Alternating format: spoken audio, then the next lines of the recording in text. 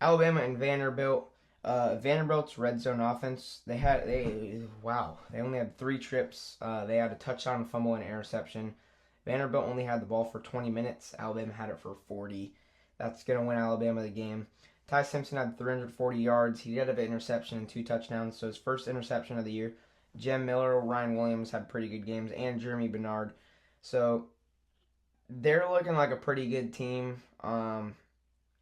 Vanderbilt, I don't know what to think about them. They could have just lost to a really good team, or they could be on that slope that kind of like what Florida State had, and they could go in a downward spiral quick. I don't know. Diego Pavia starting to get on a lot of people's nerves because of his trash talking and what he says. He had two interceptions, a fumble, and only threw for 200 yards. He did have 12 carries for 60 yards, but he did not look like the Diego Pavia that everyone has been talking about. And definitely a dominant win for Alabama, but the hype around Vanderbilt for me has kind of gone away. They still have great chances, and I don't know. I just don't. This Vanderbilt team, I think they do worse with a lot of expectations, and that's gonna vary. It's gonna hit them negatively because of how much expectations they've had this year. Yeah, so Alabama basically did the same thing that Vanderbilt did to them last year, because last year the game was Vanderbilt just had the ball for the majority of the drive. They didn't even let Alabama try and come back in that game. And they flipped the script. Alabama, they had the ball for 40 minutes, almost 40 minutes, and Vanderbilt only had it for just above 20. And if you're going to lose the time of possession battle, when you do get the ball, you have to make the most of it. But they only got three red zone trips, and they did not make the most of it. They had one touchdown, which was early in the game, and then they had a fumble, which was the momentum changer, and an interception. And that's just recipe to lose. Just lose if you lose the time of possession battle, and if you don't do good with your limited chances, you're not going to win the football game.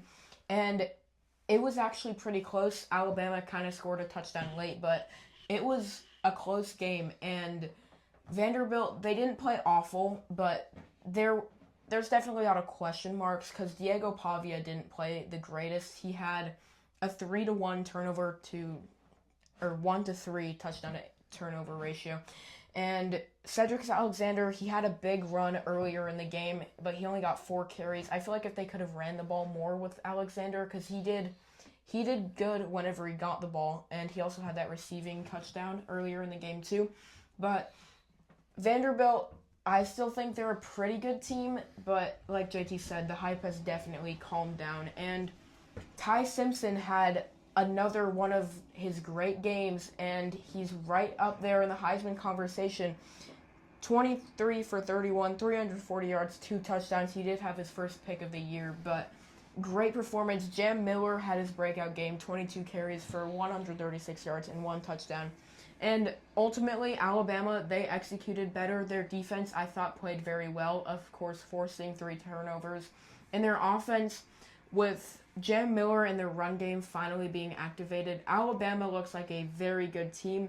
And ultimately, great win for Alabama. Vanderbilt, this is your first loss of the season. You're not out of it. You still have a shot for college football playoff and SEC championship pictures, but ultimately they have to win their next game and just win the moments. And they have the talent. It's just a matter of if they can put it all together, which they didn't in this game.